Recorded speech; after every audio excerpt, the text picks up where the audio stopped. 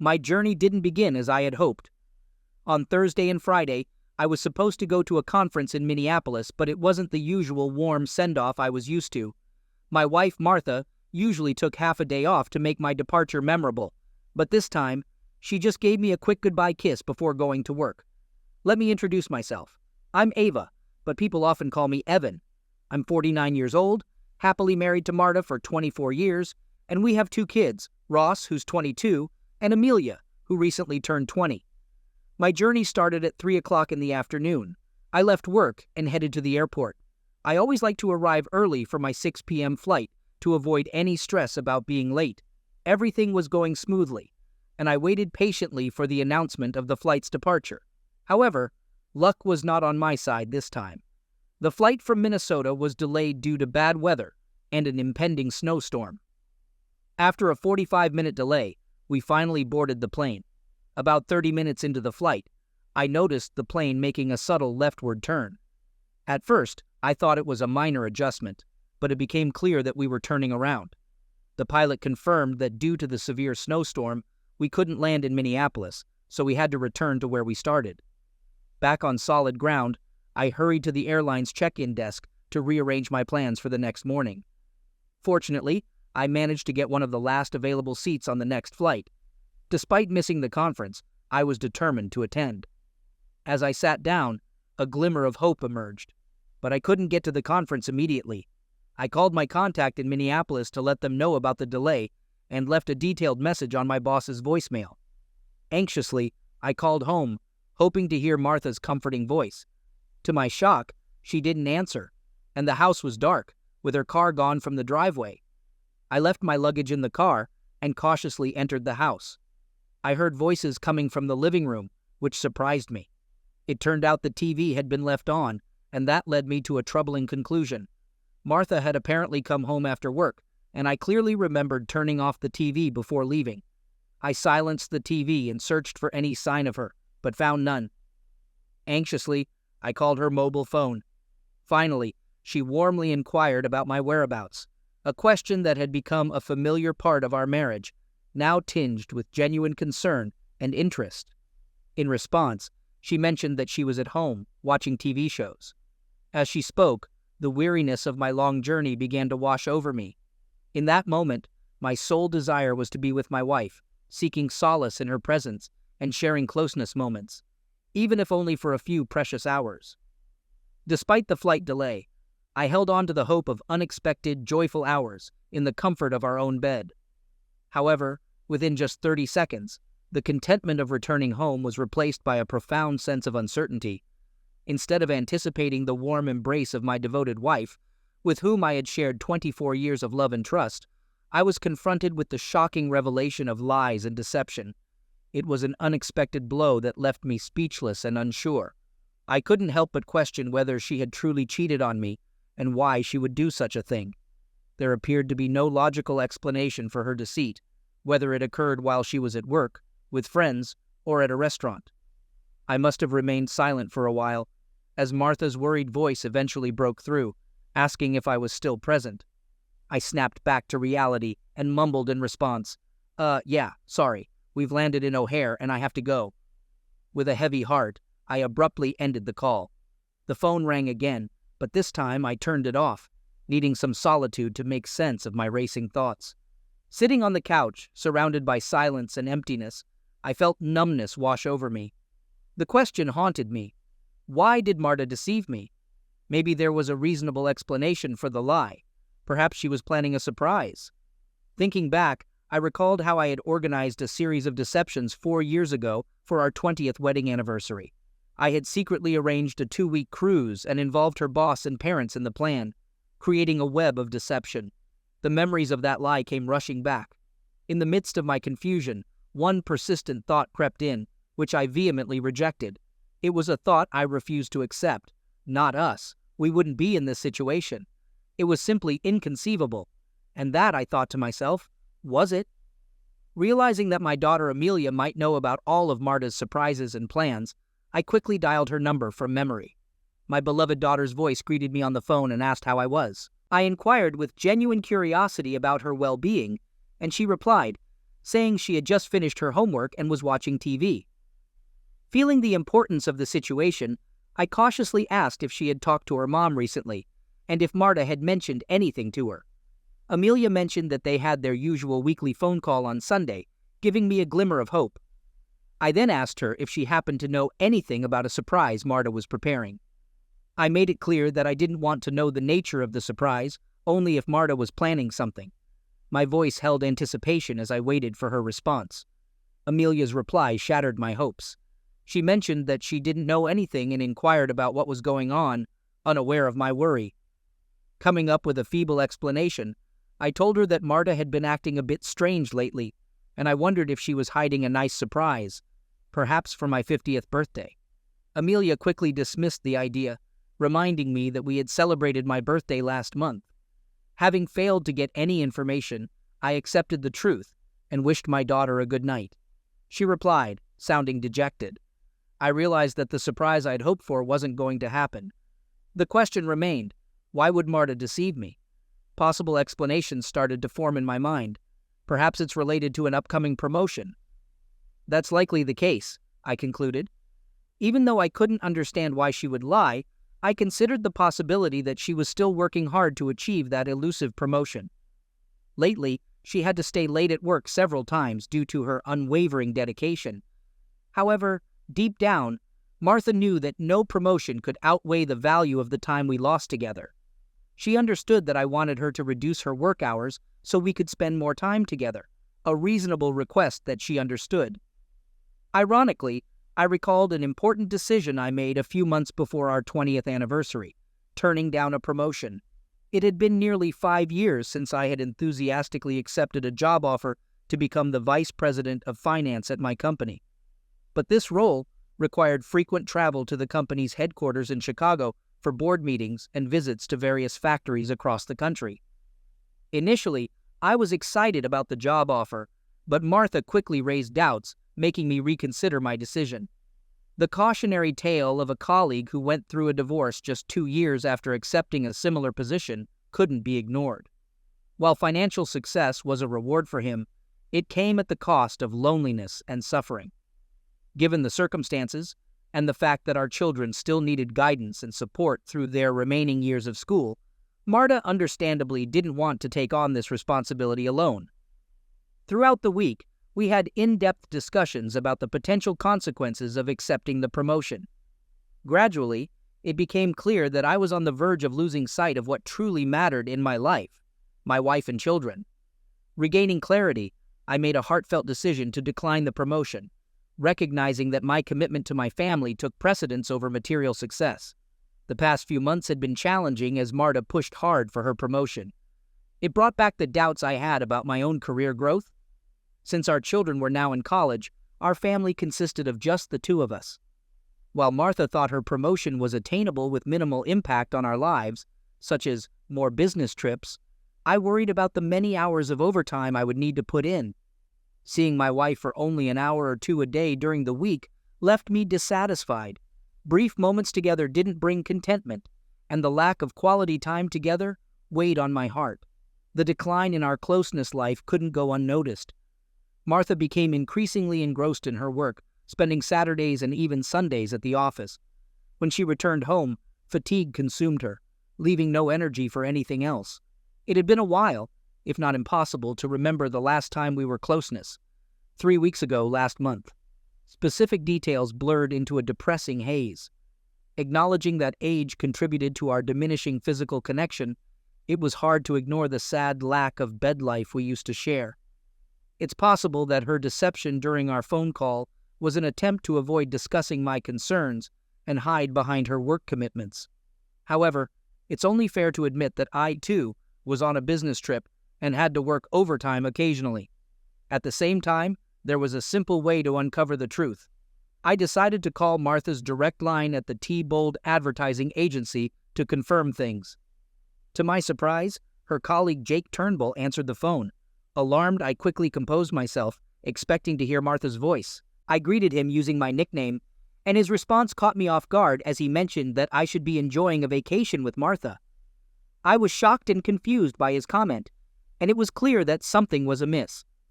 That evening, I found myself in a web of surprises and inquired about the supposed vacation. Afterward, I quickly regained my composure, apologized to Jake for the interruption, and fabricated an excuse, claiming that I had dialed his number by mistake. He reassured me without any concern, mentioning that Martha owed him lunch for covering her shift and the late working hours. He expressed his frustration, saying that it was 9 in the evening and he was still at work. With that, he concluded the conversation and hung up. Gradually, the truth became clear to me. Martha wasn't working and was in fact absent from her workplace. According to Jake, she had taken a vacation until the end of the week. Panic slowly crept into my mind, tightening its grip as fear took hold. Where was Martha? What could she be doing? An unwelcome but silent thought invaded my mind. No, it couldn't be true. I've always strived to see the best in people, maintaining a positive outlook and valuing the inherent kindness in everyone. But now, against my will, I started contemplating the worst-case scenario. Could this really be happening? Could Martha betray me like this? The thought of her being with her sister Victoria crossed my mind involuntarily. Over time, we distanced ourselves from Victoria and her ex-husband Mike. Once we were incredibly close, bound by strong friendships that felt unbreakable as our lives intertwined in a beautiful tapestry of shared experiences. We spent evenings together, supported each other, cared for our children, organized numerous family gatherings, and even went on vacations together. But everything changed one fateful day when I returned home with a throbbing headache. In search of relief, I took a couple of Tylenol tablets and lay down on the couch. Half an hour later, Marta and Victoria returned from a shopping trip, chatting animatedly. Unnoticed by them, I remained on the couch. Suddenly, Victoria began to speak, asking if Martha had noticed the new product manager at the grocery store. My heart raced as I anxiously awaited Martha's response. She calmly replied that she found him cute, admitting that he had smiled at me. Then, with unease, she added that it would be better if he were smiling after yesterday's encounter in the back seat of her car, declared defiantly by Victoria. To my surprise, my wife responded disapprovingly, cautioning Victoria that she might get caught, risking the loss of a good husband and more. Unfazed, Victoria responded confidently, assuring Martha that she was always careful. With those words, they abruptly left, leaving me in a state of uncertainty. As someone who values honesty and integrity, I struggled to bear the weight of this revelation. Uncertain of the right course of action, I found myself at a crossroads. One thing was clear: Mike deserved to know the truth. Hearing about Victoria's infidelity would undoubtedly devastate him, and the thought weighed heavily on my heart. I knew that Mike, upon learning of her betrayal, would not hesitate to kick Victoria out of their home. I carried the burden of potentially causing the collapse of their marriage. Did I really want to be the reason for such a profound change? Before I could reach a final decision, my wife returned home with our children. Comforted by the fact that she disapproved of her sister's actions, I decided to postpone my decision until we could discuss it further. That evening, as we prepared for bed, I broached the subject, seeking her guidance. I cautiously began, explaining the situation and sharing the news of discovering infidelity in our circle. Her expression initially revealed uncertainty, as I asked in all seriousness what I should do and whether confronting the cheater with anger was an appropriate response. Martha took a moment, carefully considering the circumstances surrounding the situation. She began slowly, suggesting that it might depend on the specific situation, and that there were various factors to consider. Seeking further clarity, I presented hypothetical scenarios for discussion, inquiring about our friend Mike and whether we should turn a blind eye if he had cheated before and picked up a woman at a bar. I wanted to know her viewpoint. The weight of the situation hung in the air as I contemplated potential courses of action. Suddenly, Martha sat up in bed, gripping the phone tightly and expressing her anger. It was clear she felt compelled to take immediate action and inform Victoria about the betrayal. Instinctively, I gently took her phone and told Martha that I would handle the situation, as it was my responsibility. Martha had doubts about the correctness of our decision and asked what was going on. I responded confidently, assuring her that I was sure and hoped that Victoria would kick the cheater out of the house. Martha looked at me with determination in her eyes, affirming that we wouldn't let him stay with us. She declared firmly that he could find his own place and that she wouldn't shelter a cheater in our home. Luckily, things played in my favor, and Mike answered the phone. I began with a heavy sigh, addressing him as his favorite son-in-law. Mike responded with a touch of humor, acknowledging that I was his only son-in-law, making me automatically his favorite. He asked what was so important that I was calling so late. After taking a deep breath, I cautiously continued, warning him that I had overheard a conversation and had devastating news to share. I told him that his spouse hadn't been faithful and had cheated on him just yesterday. There was a long pause on the phone as Mike absorbed this shocking revelation. When he finally spoke, his voice was barely audible, filled with disbelief. He expressed his doubt, asking if I was absolutely certain it was about his Victoria. I confirmed that I had heard it directly from her own mouth, describing it as more of a boast, without a hint of remorse. Expressing my condolences, I offered my support and told him that we were there for him and the kids. Mike reassured me and hung up the phone. Martha looked at me with sadness in her eyes, tears welling up. She whispered that she was proud of me and asked for a hug, feeling lost and scared. Embracing her, I offered comfort in the face of uncertainty. After a moment of calming down, I inquired about whether they should consider seeing a therapist, curious about their potential next steps.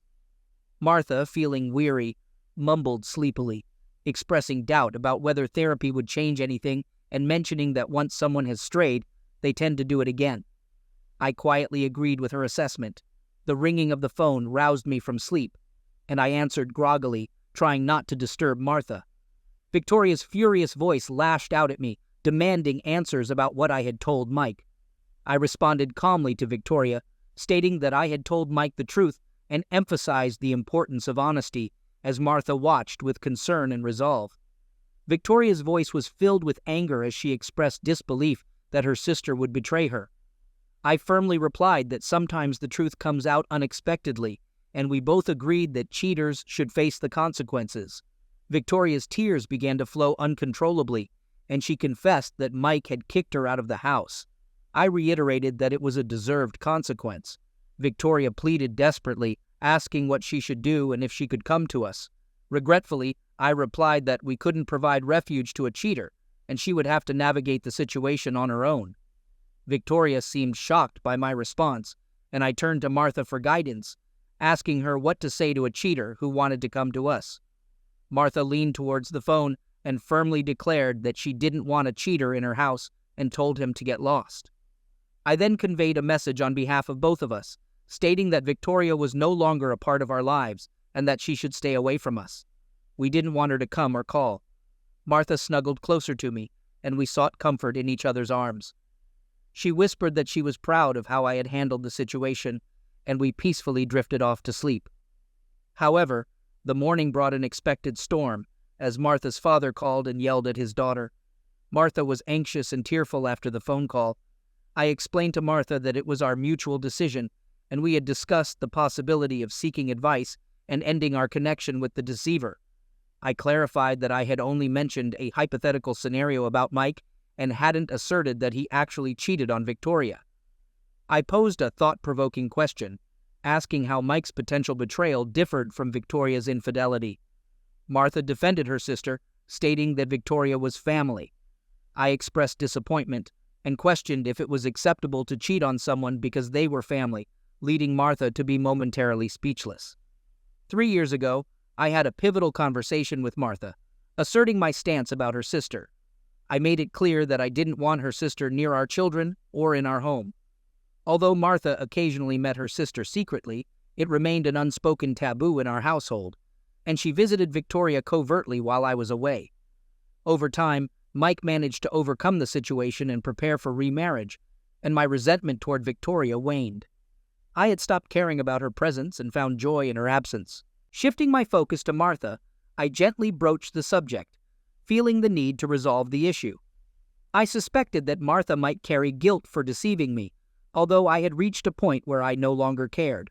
A surprising turn of events unfolded, as I found myself on a stage in front of a vast audience at the Congress. I began my speech, addressing the crowd and discussing two distinct types of individuals in the realm of tissue use: deniers and those who confront reality. During the talk, Dave Millicent, Martha's boss, waved his hand wildly and confessed to evading my wife. Jake Turnbull, seated behind Dave, also admitted to evading my wife. Another man joined in with a cheeky comment, creating a moment of shared amusement and light laughter among the audience. Suddenly, I sat up on the couch, wiping drool from my face, and realized it was already midnight. I must have slept for over an hour, and I wondered if Martha had returned home during my nap, possibly unaware of my presence as an unexpected guest. Hastening toward the bedroom, I entered, but found no signs of her. Then it dawned on me that she was likely with her sister, Victoria. Contemplating whether to contact Victoria and inquire about Martha's whereabouts, I hesitated, realizing that obtaining Victoria's address would entail acting behind Martha's back. Recalling that I needed to pick up Victoria's children from a specific location, I wondered if I still had Victoria's phone number. As I prepared to search my contact list, I noticed the Find My Phone app icon on my smartphone. A year ago, I had installed it on both our phones after losing mine during a trip from New York to Cincinnati. Recognizing its capabilities, I promptly opened the application. Within seconds, I received information about Martha's phone's location. It indicated Mills Lake.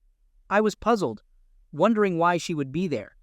Contrarily, Victoria was facing financial difficulties, making it unlikely for her to afford a cottage on Mills Lake. The situation was becoming increasingly mysterious. Mills Lake was renowned as an upscale residential area, with cottage costs far exceeding those of our modest home. Using Google Earth, I carefully pinpointed Martha's precise location. To my surprise, she was inside an exclusive estate surrounded by an imposing stone wall. This revelation left me baffled. What could Martha be doing in such a luxurious millionaire's estate? The distance between Mills Lake and our town was an hour's drive, but my determination to uncover the truth propelled me forward. At the same time, I realized that a direct conversation with her would likely result in dishonesty or evasion. Gathering indisputable evidence was essential before initiating a conversation, despite my hesitations. Flooded with intense emotions, I quickly headed to Mills Lake, reproaching myself for refusing to consider the possibility of Martha's wrongdoing. Regret gnawed at me as I realized I should have checked her phone's GPS locator right from the start instead of seeking excuses for her actions. Uncertainty clouded my thoughts as I arrived at Mills Lake, uncertain of my intentions and harboring a faint hope for a straightforward explanation. Anxious, I made my way to the estate where Martha was located, weighed down by the anticipation of what awaited. Before me loomed a massive gate, barring direct access to the estate. I wasn't planning to drive up to the house and announce my presence in search of my wife. After assessing the situation, I understood that parking by the road might attract unwelcome attention, possibly leading to the arrival of security guards or law enforcement in this exclusive community. Driving a bit further, I stumbled upon a humble path and decided to park the car there. Stepping out, I grappled with uncertainty. How would I bypass the towering wall separating me from the truth? Then it dawned on me that the estate bordered the lake, meaning an approach from this side was possible. With renewed determination, I made my way to the lakeshore, my heart racing at the prospect of finding an entry point to the estate from this direction.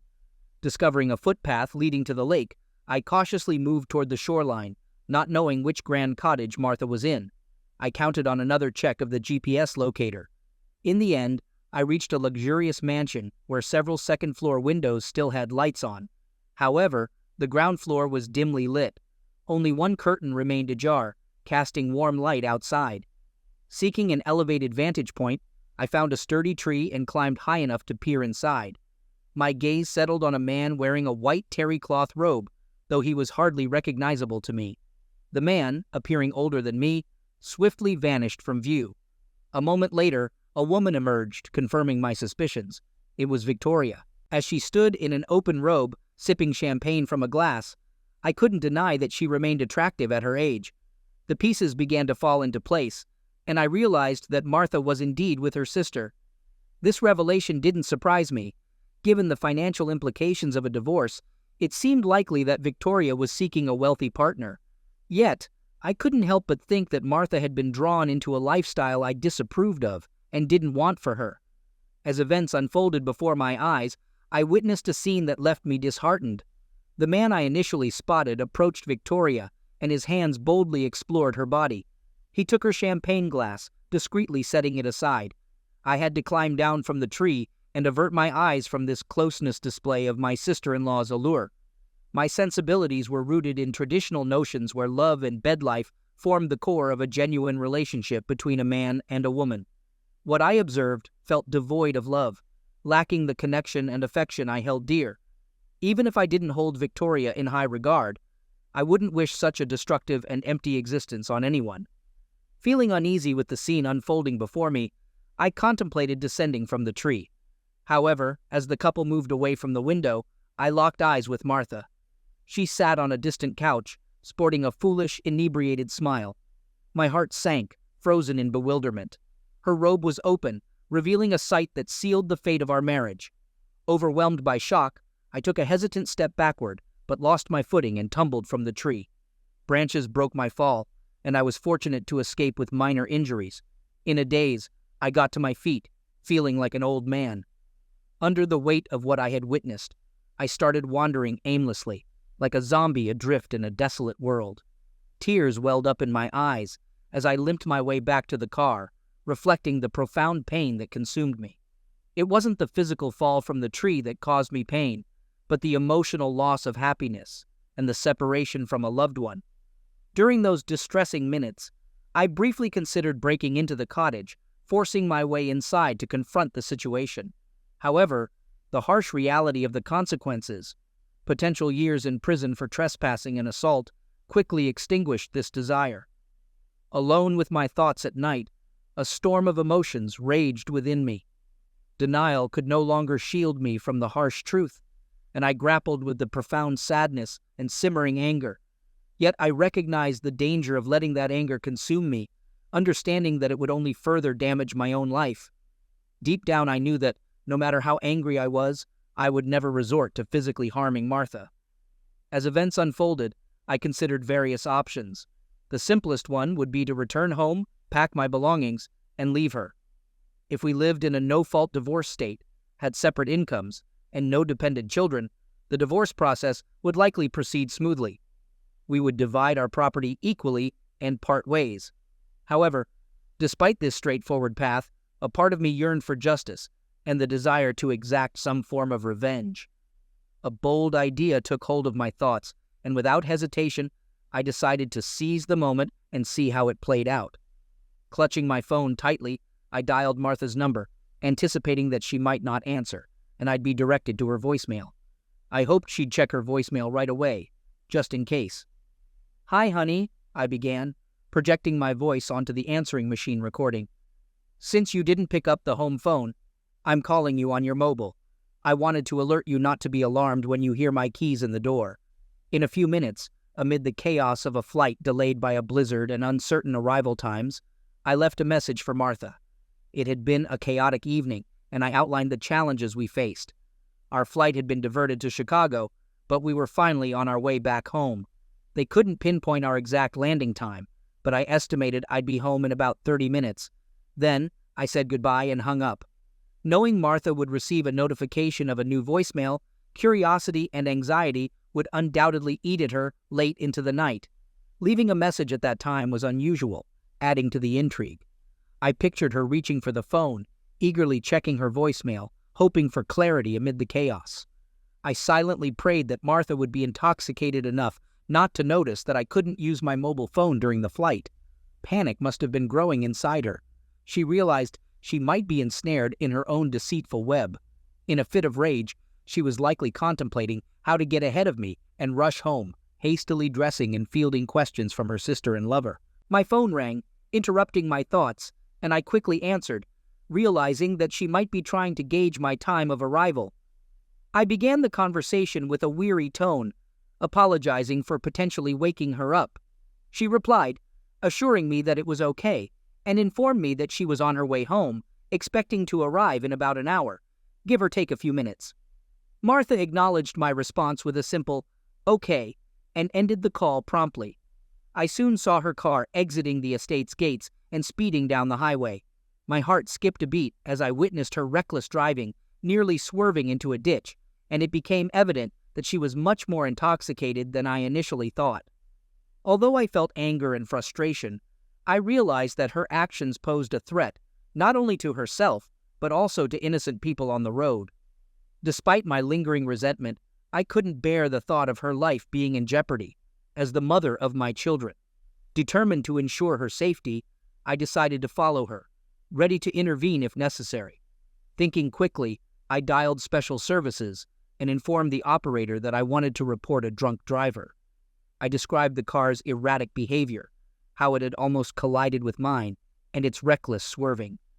I also provided details about the car, mentioning that it had pulled onto the south side of the highway at Mills Lake and was a dark blue Ford Taurus. I had memorized the last 4 digits of the license plate and emphasized the urgency of stopping the car before its driver caused harm. The operator thanked me for my report and assured me that a patrol car was on its way to apprehend the intoxicated driver. Keeping a safe distance, I continued to tail Martha, navigating the traffic carefully. 2 exits later, I noticed a patrol car approaching her location. From a distance, I could see a patrol car parked on the bridge, facing the highway. As Martha's car came into view, the patrol car quickly accelerated, flashing its lights to signal her to pull over. I drove past them, feeling a mixture of relief and deep sadness. 45 minutes later, I arrived back home, the weight of the evening's events heavy on my shoulders. It seemed almost ironic, but undeniably tragic. In a single night, the life of someone I deeply loved could have been reduced to a series of unfortunate consequences. A somber realization settled within me, making me consider that Martha's actions could have resulted in a fatal car accident and the subsequent grief and suffering for my children. I paused to reflect, allowing my fears to surface, acknowledging the fragility and preciousness of life. My love for Martha was no longer a central factor in the decision I had made. It wasn't that I had stopped loving her, but I could no longer envision a shared future together. I took drastic measures by turning off the home phone and silencing my mobile phone. I needed some privacy to gather my thoughts. As I reflected on the hours spent searching for an explanation for Martha's deception, I realized that the most straightforward explanation had been right in front of me all along. Disappointed in myself, I opened a bottle of wine and contemplated the path forward.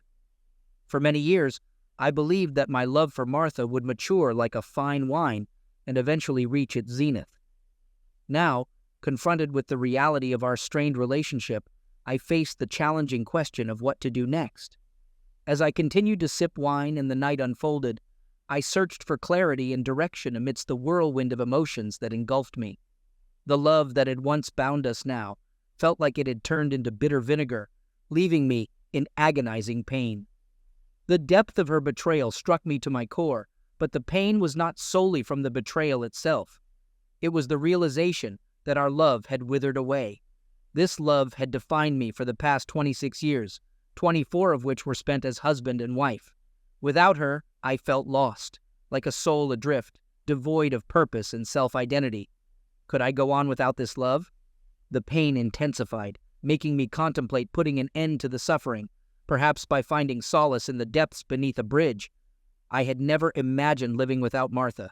Starting life anew felt like an insurmountable challenge, filled with uncertainty. How do you plan your life when a person who has been your everything is suddenly gone?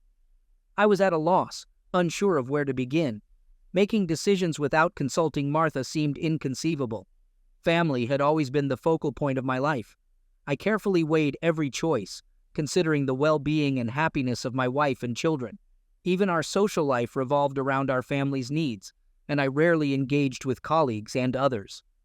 While I attended obligatory work events like the annual Christmas party, my priority had always been getting back home quickly. The times I ventured beyond these obligations were few. Over the past decade, I'd occasionally reminisce about the times when we socialized with colleagues, but now, with the kids gone, it was just Martha and me. And now, I found myself alone, engulfed in my sadness. I had no one to love, no one to lean on. For the first time in my life, loneliness became my unwelcome companion. Why did she choose this path? Why resort to cheating when a straightforward divorce would have been more painful, but perhaps more considerate of the years and joyful moments we shared? When did she stop loving me? Did she merely endure our relationship until our children grew up and moved away? When did her care and attention wane? As our children embarked on their own journeys, I saw it as an opportunity to invest more in Martha and our relationship. I didn't realize that she saw it as the end of our shared path. I watched as a stranger became a constant presence, suggesting they were comfortable with each other, or perhaps how easily deception had infiltrated our lives. Martha and her lover, leaving me isolated and unloved, made it evident that we were no longer a couple. In the midst of despair, my pain became a connection to life. It served as a painful reminder of what I had lost, of the best moments we had shared, and most importantly, of the presence of our children. In that dark moment, my children became my saviors, casting a glimmer of hope upon me. My self-esteem had plummeted to the point where I lacked the strength to lift myself out of the abyss of despair. My children came to my rescue. Just thinking about them provided a faint spark of self-preservation. Soon, Ross and Amelia would go on their independent journeys and start their own families. To shield myself from the impending wave of grief, I realized I needed to distance myself from all of it. It wasn't an easy task, but it was filled with pain. I understood that I'd always carry the memory of Martha, of how I loved her, but I'd also remember her with another man. I needed to extricate myself from this situation. Throughout my life, I had always been content with simple expectations. Even though my parents weren't wealthy, I had the fortune of growing up in a family where deep affection prevailed. The material possessions that now surrounded me seemed insignificant in comparison. As I contemplated everything I owned, I realized that clothes, a car, and a laptop were the only items worth taking with me. The more I thought about it, the clearer my path out of this predicament became. I made the decision to pack my belongings and disappear without a trace. I no longer wished to gaze upon the woman who had once been the center of my universe. Just seeing her would serve as a painful reminder of my loss and the constant ache within me. With renewed determination, I rose from my seat, ready to act decisively. I swiftly packed several bags, and it took me only 30 minutes to do so. Soon, I was loading my things into the car. It was just shy of 6 in the morning when I completed the packing. Exhausted, yet resolved, I decided to take a brief nap, confident that Martha would still be in detox until late in the morning. When I closed my eyes, thoughts filled my mind about starting afresh. My phone's alarm woke me at 9 a.m. Without delay, I scheduled an urgent meeting with a lawyer. Following that, I headed to the shower to symbolically wash away the remnants of the past. With a heavy heart, I removed my wedding ring and placed it solemnly on the table next to the phone. This final act marked the beginning of my journey toward a new chapter in my life, one where I sought personal liberation and happiness. I had made the painful decision to express my disappointment in a letter addressed to Martha. Although our conversation had reached a point where it seemed futile, I felt the need to express my emotions. Martha, it saddens me to acknowledge that I now see you following the path of reckless promiscuity and loneliness that often accompanies your sister. Perhaps it's an inherited trait, a sad legacy. By the time you read this, I will have completely removed myself from your life, ensuring that our paths never cross again. The extent of your betrayal has left me reeling in a pain I couldn't even fathom. The intensity of my pain is beyond measure. Nevertheless, I am grateful for the 24 years of happiness we once shared and for the 2 wonderful children you gave me. Trying to be fair and honest, I will be brief in this farewell. May you quickly return to the arms of your beloved, leaving behind our broken family. I thirst for a justice you couldn't provide. Did your dissolute escapades bring you any satisfaction or revenge for your actions? The man you were with, judging by the grandeur of the mansion, was quite wealthy. I no longer have the desire to see or talk to you. We have nothing left to discuss. Our lawyers will handle all the necessary procedures, and I ask that you promptly sign the divorce papers. The reason for our separation is of no importance. By 10 in the morning, I was at the bank. I responsibly addressed our shared credit card debt and promptly closed the accounts. Taking immediate action, I visited the bank to obtain a cash receipt for our entire savings and securities. Additionally, I ensured that there were sufficient funds in the checking account to cover the mortgage and utility bills for the next 2 months.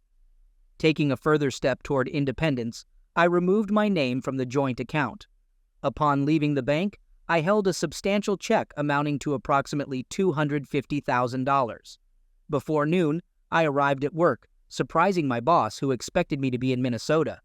When I shared the news of my immediate resignation and relocation, his surprise grew. Our relationship held a unique meaning that transcended the typical employer-employee dynamic.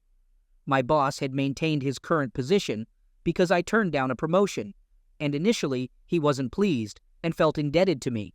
But 2 years ago, during his divorce, I explained that my decision to decline the promotion was due to his situation. Since then, our relationship had evolved from a traditional boss-employee arrangement into one of equal partnership. He began by stating that he understood my desire to resign and was willing to accept it. Instead of going through the HR department and writing a check for my $401K, he had an alternative proposal. He offered me an opportunity in their newly established optical division in taxi.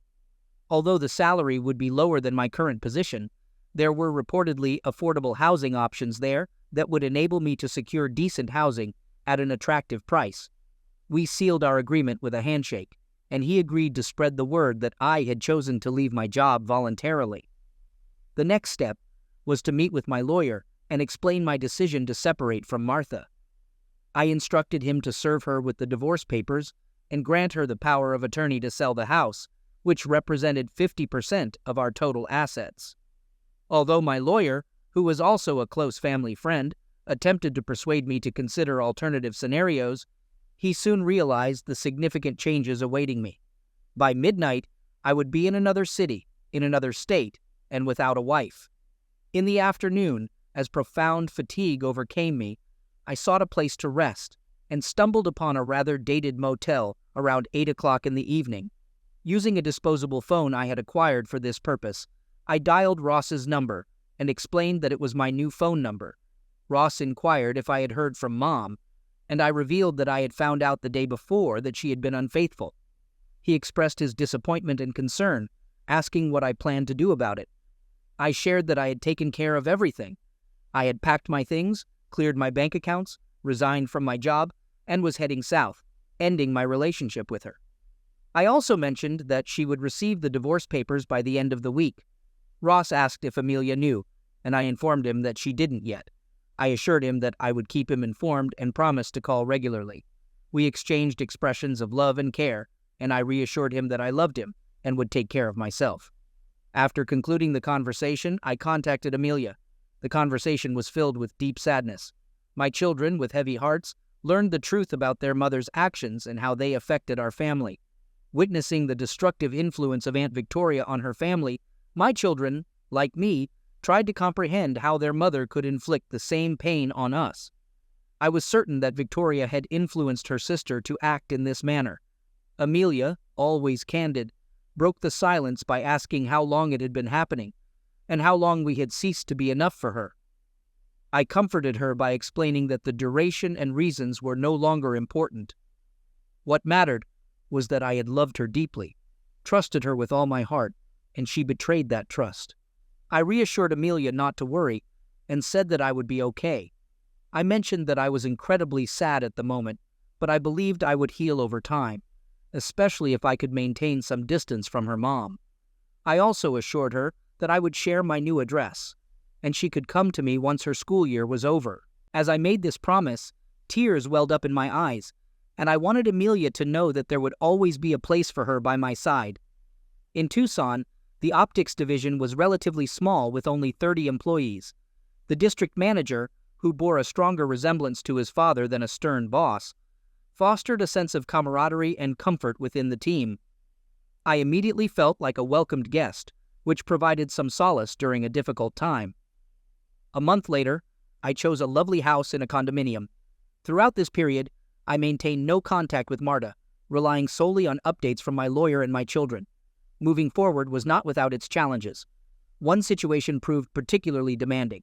My lawyer informed me that Marta was ready to contest the divorce, expressing her unwillingness to proceed with it and her readiness to fight to the bitter end, even if it meant financial ruin for both of us. In response, I calmly instructed my lawyer not to proceed with the divorce. I said I didn't care anymore and that I wanted to give her the chance to rebuild her life after the 24 years of happiness we once shared together. I instructed my lawyer to tell her that I had no desire to continue the relationship and that I wished her a good life. I added a more colorful message to tell her to go to hell, and I asked my lawyer if he could deliver that message. My lawyer, recognizing our close connection, replied that he could do it with pleasure, but warned that there would be an additional $50 fee for this. Conversations with the children were more challenging. One by one, I had to convince them that there was no turning back on this decision. The first hurdle arose when Amelia told me, "Dad, Mom completely freaked out when I mentioned that I planned to live with you this summer. I promised Amelia that I would do my best to visit her and her grandparents. However, her reaction was so concerning that I found it necessary to step away from my phone for a few days. Martha's behavior worsened when Ross decided to split his summer between both of us. As for Martha, I consciously refrained from inquiring about her, focusing on moving forward with my life. It wasn't easy because remnants of my feelings for her still lingered, a mix of emotions tied to our shared past before the betrayal. Yet, with my children's help, I gradually learned more about Martha's state of mind. To my surprise, it turned out she was going through a deep depression, mirroring the emotional shock I had once experienced. It's just unbelievable, especially considering what happened to her sister. The concept is quite simple. When you cheat, it hurts the very people you should love, which leads to the destruction of your marriage. Afterward, you continue to live your life. So how could Martha be depressed when I did everything possible to enable her to carry on without my presence? Her reluctance to divorce seemed like an escape from reality, a way to avoid facing the fact that her actions caused our family to crumble. It's absurd, isn't it? For a few hours, I was in denial myself, but she had been living in denial for the past 2 years. Even though she knew our children were in regular contact with me, she used our children as a way to express remorse for her actions. Through them, she tried to convince me that she was willing to do anything to prove her love for me. Although I understood that our children held hopes of reconciliation between us, I just couldn't bring myself to agree to talk to Martha. The geographic distance between us was also an issue for them, as they had to choose between their mother and me.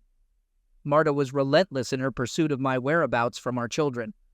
All she knew was that I lived in one of the southern states. It had been almost 3 years since I left her, and she finally managed to discover my location. One fateful day, leaving work, I spotted her lurking near the office. I couldn't fathom how she found out the city where I now resided, as I had tried to keep that information strictly confidential, based on what my children shared with me. Martha was convinced that a face-to-face meeting would be enough to change my mind, but I was determined to change her mistaken perception. Swiftly and discreetly, I slipped out through a side door, my heart racing, and called Louise to let her know about the situation. Knowing my plan, I deliberately placed myself within Martha's sight, luring her to follow me. When I pulled into the parking lot, Martha caught up with me. To confound her, I drove around the city for a while, stopped at the grocery store, and then returned home. Upon reaching the house, I parked, and Louise, a beautiful 30-year-old Latina, opened the door instead of my keys. A moment later, the doorbell rang, and Louise, cradling a 1-year-old baby in her arms, rushed to open it. From my place in the kitchen, I observed Martha's astonishment upon seeing Louise. Louise greeted her with a distinct Spanish accent and asked how she could help. Martha expressed her desire to talk to me. At that moment, Louise called out to me from the doorway, and I took the baby in my arms. Louise told me to take care of our daughter while she finished preparing dinner.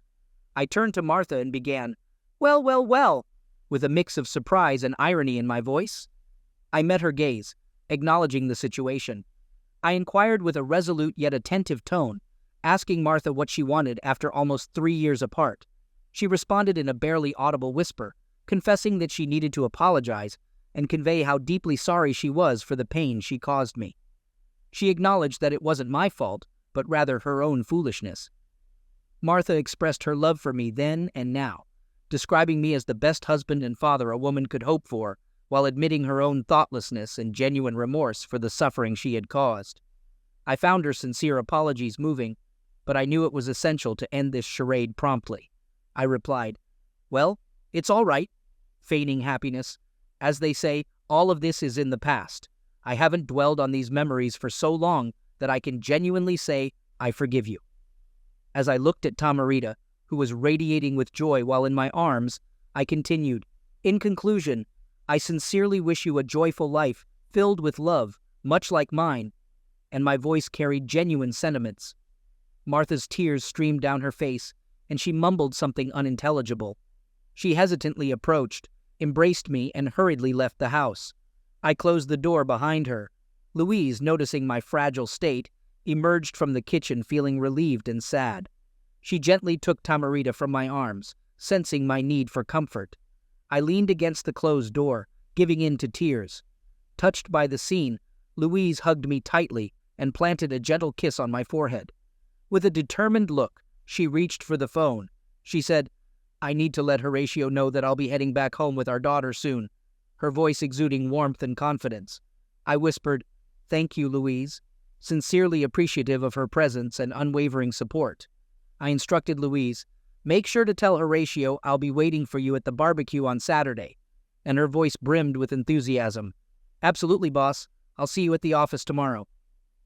The following week, my lawyer received the divorce papers duly signed by Marta.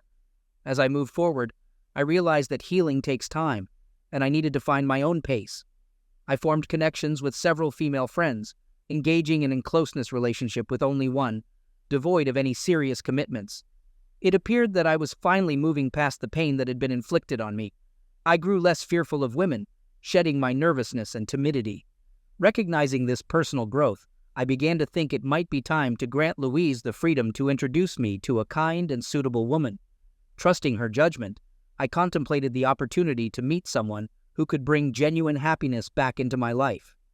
Now I'm reconsidering my decision. After this unexpected encounter, doubts have arisen, not about leaving Marta, as that decision remains steadfast, but about my prior assumption that we had nothing in common. I've always believed we had nothing to discuss, assuming she understood my stance on infidelity and how I'd react in such a situation. However, listening to fragments of Martha's story during our recent conversation, I'm beginning to question if I should have avoided this confrontation, despite my aversion to it.